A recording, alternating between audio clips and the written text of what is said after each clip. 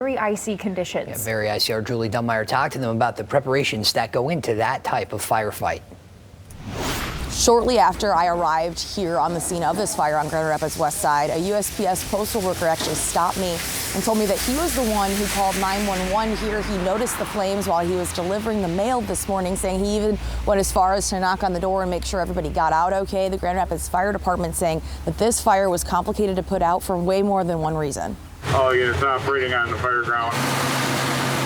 Fire and ice don't mix. Grand Rapids firefighters encountered some pretty extreme weather conditions today. Cold conditions making putting out a fire at a West Side duplex a lot harder. Equipment freezes, ice forms on the hoses, and even on firefighters. Pretty easy to see that the water that we've been spraying is turning to ice, making things a little bit more dangerous for our personnel on the scene. The 5 people living inside all made it out okay. Homes can be replaced, people can't.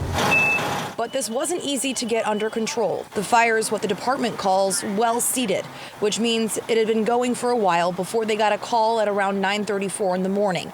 They had to call in a second crew. This is our accountability board. And keeping track of firefighters proves to be important.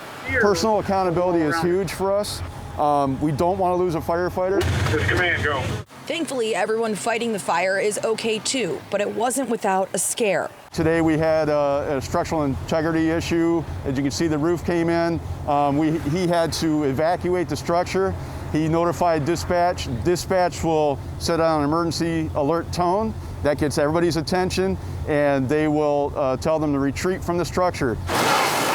Their training paid off. We practice constantly and how to respond to those emergency retreats, and today went flawlessly again. But it's still physically draining. A retired Grand Rapids firefighter stopping by with coffee for the roughly 34 firefighters it took to put this out.